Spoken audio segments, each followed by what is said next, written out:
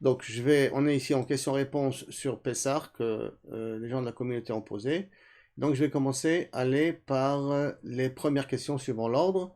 Comme vous avez pu marquer, si vous avez le fichier Excel devant vous, il y a deux questions que j'ai mis en rouge. Avec votre permission, on les verra dimanche soir ou lundi soir quand on fera un peu la Haggadah. Parce que là, c'est plus on va dire, Ashkafa, Pirusha Haggadah. Donc, avec votre permission, là, on va aller plus sur le côté technique des questions, hein. Pour le temps qu'on a, parce que n'oublions pas que, je ne sais pas si vous avez réussi à faire heure vite, mais moi je vais devoir faire heure vite à moins quart. Alors, premièrement, comment cachériser la chaise haute pour un enfant en plastique? Ça veut dire que si je comprends bien la question, c'est qu'on parle du principe que les enfants salissent et que la saleté s'accroche bien sur les chaises. Alors, Baruch Hashem, aujourd'hui dans notre génération, Kosh Baruch Hu nous a donné la possibilité d'avoir des moyens des détergents, des moyens de nettoyage très forts, très puissants. Ce que je veux dire par là, que ce qui est le plus important, c'est de savoir nettoyer une chaise. Il n'y a pas besoin de cachériser une chaise, il y a nettoyer une chaise. Ça veut dire pourquoi on n'a pas besoin de cachériser une chaise? Parce que normalement, on ne mange pas sur la chaise. On utilise la chaise, on ne mange pas sur la chaise. Le problème qui peut se poser, et encore, ça c'est vraiment une coula si on veut dire, c'est qu'est-ce qui va se passer sur le rebord, là où on met l'assiette. Parce que ce qu'on met l'assiette va ressembler à une table. La chaise elle-même, c'est comme les chaises de la maison. Il faut les nettoyer comme on nettoie les chaises de la maison. Que ce soit propre et nickel. Par contre, le plateau en lui-même, enfin le plastique qui est devant la chaise, comment on vient, qu'est-ce qu'on fait, on peut l'utiliser. Donc quel est le problème? Réfléchissons qu'il y a. C'est que là, quand je lui amène une soupe, on va dire chametz, ça va déborder.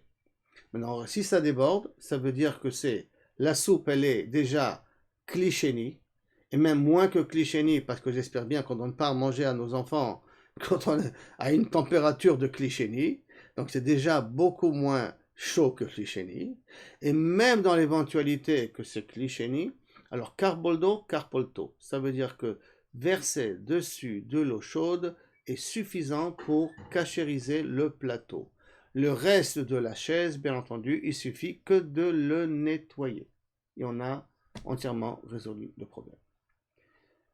Si ce n'est pas suffisant la réponse, vous avez d'autres questions, pendant que je donne des réponses, parce qu'en lisant les questions, intervenez. Parce que moi, je ne vous vois plus, je regarde les questions maintenant, hein. Donc, c'est plutôt sur ça que je me base.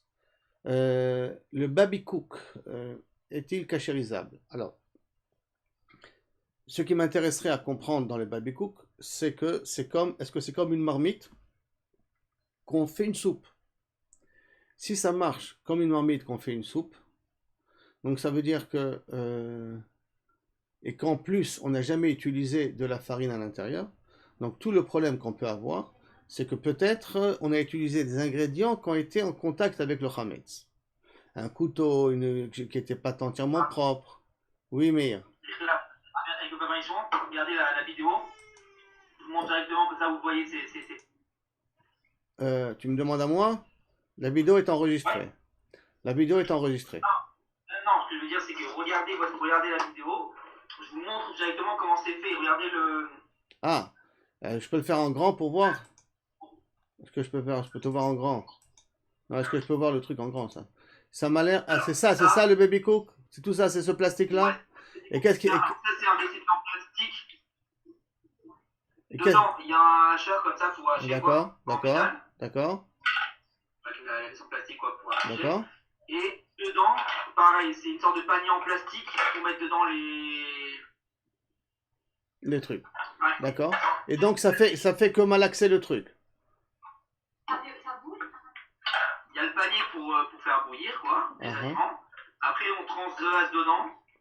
Et après, dans ce pot-là, on fait tout hacher, quoi. On fera tout en bouillie pour les enfants. Et 20. Donc, en vérité, c'est cuit avec des liquides, toujours. Ouais, tout ça, en fait, c'est Ok. un système de faire bouillir. Maintenant, tout Avec simplement, alors, bien le nettoyer. Il faut bien le nettoyer, avec c'est possible, et mettre de l'eau chaude, au cas où, tout ça c'est au cas où il y a du chametz qui a pu rentrer là-bas, hein. Mettre de l'eau chaude et le faire bouillir. D'accord? Faire bouillir. Dès que tu as fait bouillir tout l'ensemble, à ce moment-là, tu as cachérisé l'ensemble. D'accord? C'est bon? Ça, c'est pour le baby cook. Je pensais que c'était par vapeur, il y avait une vaporisation et tout ça. Si je comprends bien, non, c'est tout simplement cuire, que ça fait cuire en même temps, et après ça malaxe l'ensemble. Donc, Excusez-moi, c'est de la vapeur. Hein. C'est de la vapeur d'eau. non, il m'a dit, ça fait bouillir. Oui, ça fait bouillir par la vapeur d'eau. Moi, je me suis repris, ouais. Ça cuit avec la vapeur. Ça cuit avec la Là, vapeur. Ça cuit avec la vapeur, c'est-à-dire que la vapeur qui sort de la machine et qui rentre à l'intérieur. Ok, ok, Besséder. Alors bon, bien entendu, ne pas le bord de le nettoyer, c'est pas shoot. D'accord? Après ça, si possible, d'utiliser, parce qu'il y a semble-t-il, un récipient d'eau qui va devenir vapeur par la suite, si je comprends bien. Il y a un récipient d'eau qui va envoyer de la vapeur. C'est ça? Oui. Très bien. Qui envoie de la vapeur. Alors, si possible, de mettre dans le récipient d'eau qu'on va pour cachériser, parce qu'on va le cachériser de la façon comme on l'utilise. Donc, le récipient d'eau où on met un petit produit, un peu de savon, juste pour abîmer l'eau. Et à ce moment-là, quand il va envoyer de la vapeur, il va envoyer de la vapeur qui est un petit peu abîmée avec du savon. Sauf que s'il y a des saletés qui sont un petit peu accrochées, ils vont être noten tam lifgam, ils vont être abîmés. Et après, le baby-cook lui-même, si c'est possible, puisque c'est avec la vapeur, donc c'est-à-dire c'est de l'eau chaude qui est versée dessus, tu prends ton koum-koum et tu le verses dessus de l'eau chaude. Tu nettoies le système de vapeur en le faisant fonctionner, et le récipient lui-même, tu le nettoieras en mettant de l'eau chaude à l'intérieur, bouillante à l'intérieur. À l'intérieur, à l'extérieur. D'accord? Très bien. Peut-on manger la viande achetée sans cacheroute de Pessah? Je ne comprends pas le mot sans cacheroute de Pessah, parce que toutes les viandes qu'il y a dans le marché sont obligatoirement cachères les Pessah. Ils ne vous font pas deux types de viande. Cachère, pas cachère. Là, toutes les viandes sont cachères les Pessah.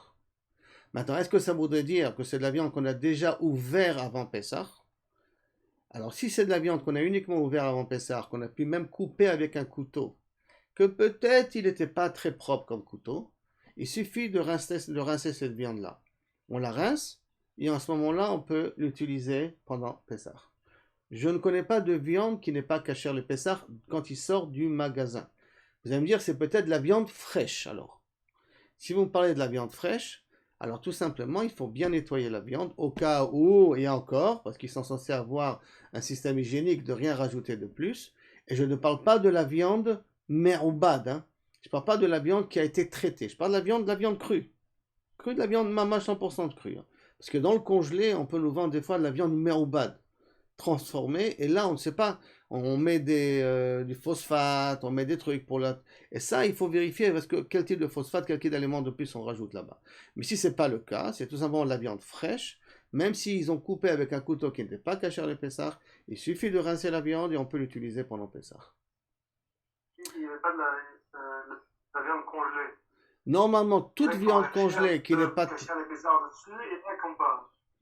Beder, là, c'est pas logique. Toutes les viandes sont censées être cachées les Pessah quand ils arrivent. Toutes. Arrivent en Israël, sont toutes cachées les Pessah. Ici, il n'y a pas le cas. Donc, tout le chachas, c'est le couteau. C'est pour ça que je dis qu'il faut rincer la viande comme il faut. Et à ce moment-là, on peut l'utiliser. À moins que c'est une viande me'oubad. Me'oubad, c'est machou acher. Si on a marqué bassar me'oubad, ils ont mis des ingrédients chimiques à l'intérieur qui sont peut-être à base de chametz. Et ça, il faut vérifier. Mais si c'est pas me'oubad, c'est de la viande, 100% de viande, alors rincer, ça suffit. Hein. Rabbi, mais on n'a pas le chachash que chez un boucher, par exemple, il ait fait des merguez ou, je sais pas moi, de la rate farcie, où évidemment il utilise sûrement du chametz pour les farces. Et voilà. Attends, là tu parles déjà de la viande hachée. Jonathan, tu parles de la viande hachée. Lui, il a parlé de la viande. Il m'a pas dit de la viande hachée. Je parle pas de viande hachée. Je parle de la viande normale, mais on va dire chez un boucher artisan, des fois quand il travaille sa viande, à côté, il a fait ses merguez, C'est pour ça qu'est-ce que j'ai demandé. C'est pour ça qu'est-ce que j'ai demandé, bien rincer la viande. Même que des fois c'est harif. Non, non. Harif, ça a un problème quand c'est dochaka de sakina. Si tu prends un élément harif et tu coupes avec le couteau, et le couteau il est chametz, alors ce que tu as coupé devient chametz. Par exemple, si je prends un citron et je coupe avec un couteau le citron, et mon couteau il est chalavi, le citron il est chalavi. Mon couteau il est bessari, le citron il est bessari. C'est quand tu coupes harif. C'est pas être en contact avec le harif. D'accord? Dohaka de sakina, ça pose un problème que lorsqu'on coupe quelque chose de harif. D'accord? J'entends pas bien. Il y a un écho là. C'est Genasia qui parle? Genasia, Ken. Genasia? Qui c'est qui a voulu poser la question? Ok, donc je continue. Pas de réponse, je continue. Ok, alors, très bien. Prochaine question. Cela suffit de verser de l'eau bouillante sur l'évier ou il faut acheter un évier en plastique? Alors, normalement, miikaradin, pour nous les Sfaradim, précise bien les Sfaradim du groupe, il n'y a aucun problème d'utiliser l'évier qu'on a dans les situations suivantes, comme ça Ravoya y ramène. Si possible, le siphon, pas le siphon, la passoire par où passent toutes les saletés, le démonter, le nettoyer, parce qu'il y a toujours de la saleté en bas, hein, qui est collée dans les rebords là-bas, bien nettoyer tout l'évier avec un produit qui nettoie bien, verser dessus de l'eau chaude sur tout l'évier après avoir remis bien entendu l'évacuation en place, et à ce moment-là, inclut la passoire, ça veut dire, si vous pouvez changer de passoire sans changer la passoire, si vous ne pouvez pas changer la passoire, alors versez de l'eau chaude sur la passoire, sur tout l'évier, même si c'est un évier qui est fait en kheres, en argile, kaviachol, et ça suffira. Parce que dans l'évier, habituellement, on utilise ça déjà dans Irouï Kli Rishon. Et même pas Irouï Kli Sheni. Et en plus de ça, on utilise des savons. Et à cause du savon, toute la nourriture qui tombe, elle est déjà pougouma, elle est déjà abîmée. Maintenant, si quelqu'un il veut être mahmir et dans Pessah, tous les khumrot sont permises, et qu'il va acheter un truc en plastique, t'avoir la bracha. Mais il n'est pas obligé. Psychologiquement, je ne vous cache pas que c'est un petit peu gênant. Aval, halachiquement, pour un sfarad netto, ça ne pose pas de problème. Si, bien entendu, comme j'ai dit, il nettoie comme il faut, et le passoire et l'évacuation, il démonte, il nettoie, et après il verse dessus de l'eau chaude. Maintenant, avec les enfants de moins de 5 ans, faut-il faire le seder rapide pour finir quand ils sont réveillés, ou cet âge, cela n'est pas de la peine. Pour cet âge, ce n'est pas de la peine de faire lentement, il faudrait mieux faire rapide pour qu'ils aient un minimum, les enfants, qui voient quelque chose, prendre un petit paragraphe, jouer avec eux. Il faudrait qu'avec eux, ça sera plus qu'on raconte une histoire que plutôt on lit, d'accord? Pour qu'ils aient un sentiment qu'ils voient quelque chose. Et après, vous pouvez faire donc le seder rapidement pour ces enfants de moins de 5 ans. Mais l'essentiel, pour qu'ils restent réveillés, c'est de faire et intercaler des histoires. Quand on intercale après des histoires, ces histoires, ça intéresse les enfants. Donc tout paragraphe qui parle d'histoire, là on peut s'allonger un petit peu. Vous savez, par exemple, nos ancêtres étaient en Égypte, et puis en Égypte, les pauvres, ils avaient à peine de quoi manger.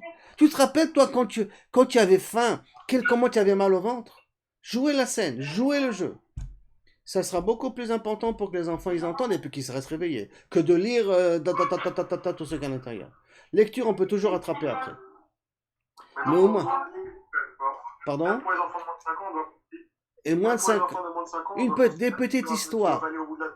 Non, ils ne sont pas obligés d'arriver. Nous, on doit arriver au bout de la Megillah. Eux, ils ne sont pas obligés d'arriver au bout de la Megillah. Fais-leur passer 2-3 petites histoires. Symbolise-leur qu'est-ce que c'est un petit peu les 10 plaies. Si tu peux acheter des petites grenouilles. Tu dis, plein de petites grenouilles qui sortent là. Faire jouer le jeu que les enfants ils peuvent comprendre. Et avec ce petit jeu, les enfants ils peuvent comprendre. Alors à ce moment-là, ça laissera son impact. Mais être obligé de leur lire la Megillah et tout ça, bracha le batala, ça ne sert pas à grand-chose. Ok, des grands-parents qui se sont confinés et qui ne savent pas lire l'hébreu. Quels sont les passages qui est important qu'ils devront faire? D'abord, s'ils ne savent pas lire l'hébreu, ils peuvent le lire en français. S'ils ne savent pas, même en français, c'est dur pour eux pour lire. C'est trop dur, ils ont des difficultés à lire, ils sont âgés. Alors, essayez de faire Manishtana. Bon, le Kiddush, c'est normal. Hein. Kiddush, Karpas, tous les actions, on les fait. Dans la lecture, on parle. Manishtana, d'accord? Avadim Ainu, le paragraphe de Avadim Ainu, de le dire.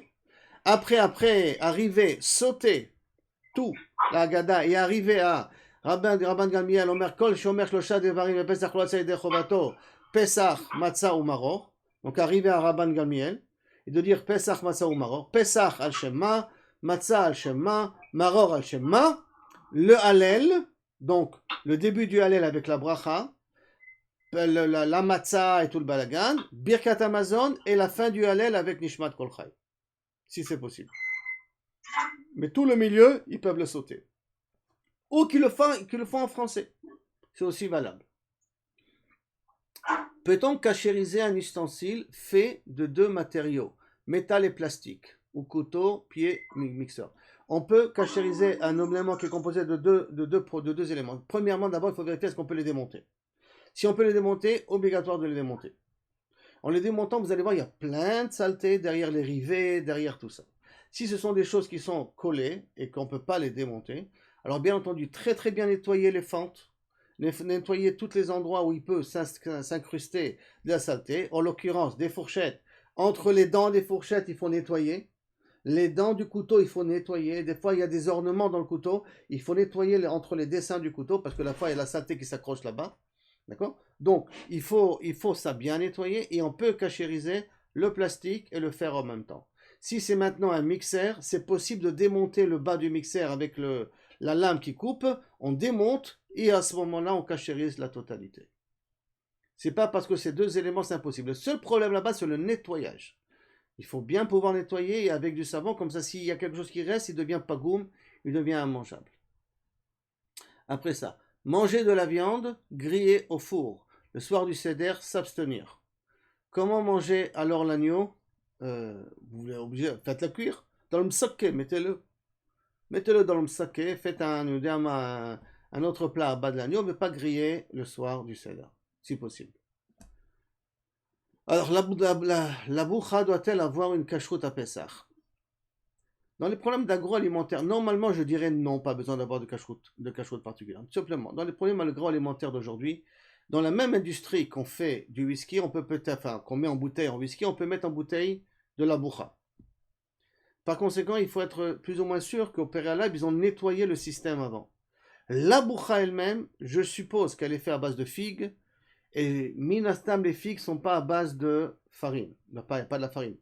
Minastam, ça c'est une supposition. Par contre, la mise en bouteille, on ne peut pas savoir comment ça s'est fait, qu'est-ce qu'ils ont fait avant, et comment le système fonctionne. Par conséquent, dans ces systèmes-là, dans ces trucs de boisson, il faudrait qu'il y ait une cacheroute pour Pessah. Maintenant, si elle est fermée, peut-on l'utiliser? Si elle n'a pas de cacheroute, j'ai répondu à la question. Si elle a une cacheroute, même si elle a été ouverte avant Pessah, vous pouvez l'utiliser pendant Pessah. C'est pas parce que vous l'avez ouvert avant Pessah qu'elle est devenue Chametz. Hein. Comme n'importe quelle boisson qui est cachère le Pessah, si vous avez ouvert avant Pessah, vous avez fait attention, elle est quand même cachère pour pendant Pessah. Mais comme elle a mise en bouteille, et je suppose, mais il faut vérifier, est-ce que les figues qu'ils utilisent, ils n'ont pas été en contact avec un peu de farine, parce que des fois il y a des dates, il y a un peu de farine sur les dates. Alors est-ce que maintenant les figues n'ont pas été utilisées à base de farine? Je suppose que non, mais comme il y a un doute, alors Bevadaï a dit que ce soit cachère le Pessah. Et bon, la boucha avec la dame chut, kaniré ça sera pour la mimouna. Entre solidaires et ne pas nuire à autrui, pour les personnes seules au seder, comment choisir dans un contexte si particulier? J'ai pas tout à fait compris la question, parce qu'on a des règles qui nous ont été données par Misrad Abriout, qui nous ont dit toute personne qui est confinée à la maison, qui se trouve, fera Pessah avec les gens qu'il connaît, qu'il a été pendant 2 semaines. N'allez chez personne.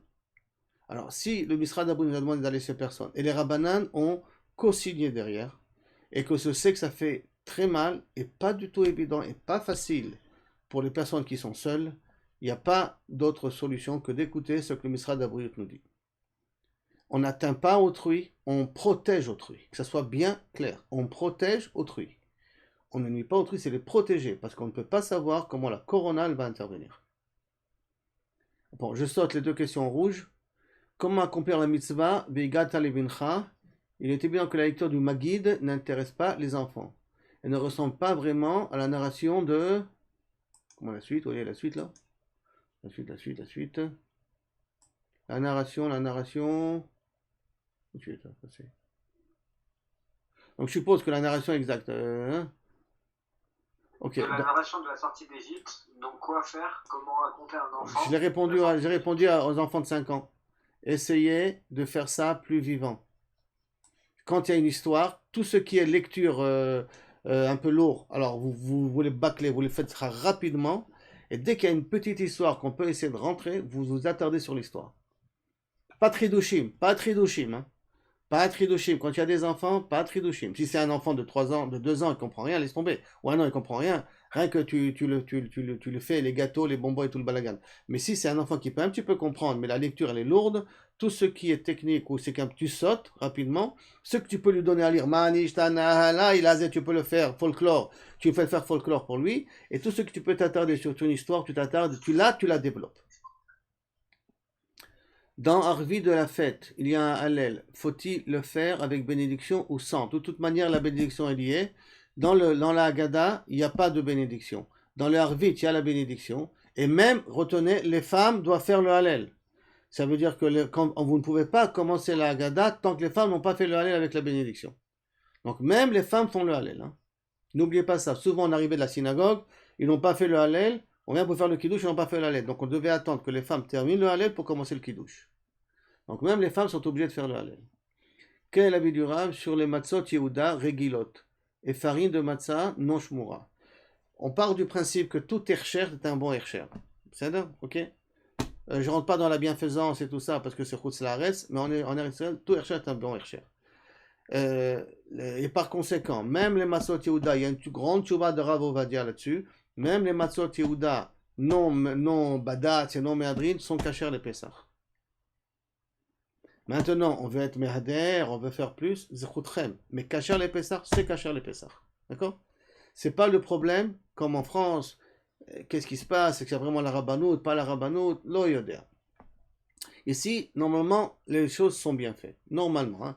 Maintenant, si vous voulez, il y en a qui vous diront, même les matzot, shmurot, des trucs qui sont problématiques. Alors, je vous dis, bon, Beder Klal, ils font attention. Quel est l'avis du Rav sur le matzot? On a déjà dit ça. Avec la situation actuelle, nous n'avons pas beaucoup entendu que cette année, nous ne devons pas jeter le chametz, mais qu'on est permis de tout le vendre. Question, dois-je détailler chaque aliment? Alors, j'arrête directement la question à ce niveau-là, parce qu'il y a 40, une chose est comme ça. Si tu fais une vente chez les Ashkenazim, normalement, tu verras qu'il faut détailler tout. Si tu fais une vente à la Rabbanout, on ne détaille rien. Tu donnes ton adresse, ton numéro de téléphone, et je vous donnais d'ailleurs un numéro de téléphone si vous voulez, vous pouvez faire Kochavit 5293, et après vous faites Shlucha numéro 2, étoile numéro 2, et là-bas ils vous font une vente par téléphone, et vous n'avez pas besoin d'exprimer tout le chametz que vous avez. Si vous voulez vendre au système autre et que vous devez détailler, alors détaillez. Ça dépend dans quel système vous allez vendre votre chametz. Question, dois-je détailler? On a déjà dit les aliments, on va dire. Je viens le sachet se trouvant dans le placard. Si vous êtes dans la vente qu'il faut détailler, alors il faut détailler. La vente de la rabbanout, pas besoin de détailler. Vous le mettez dans un endroit et ça suffit. Comment procéder pour la plaque de Shabbat? Ne pas l'utiliser pendant 24 heures, l'allumer et la recouvrir avec un papier d'aluminium. Nous avons cette question lors du Shabbat. Para, réponse, je l'ai eu tout à l'heure, tout simplement parce que celui qui ne mange pas Korban Pesach, Chayav Karet. Celui qui ne vient pas à Shavuot, ou celui qui ne vient pas à Sukkot, il n'est pas Chayav Karet. Mais celui qui ne vient pas à Pesach, il est Chayav Karet. Par conséquent, celui qui fera tout pour ne pas être Chayav de Korban Pesach, il a un problème. C'est pour ça que Parashat Para, hein, on en parle essentiellement avant Pesach. Parce que ça concerne tout le monde et on est obligé d'y arriver. Peut-on mettre à la place d'un agneau, d'un agneau du poulet?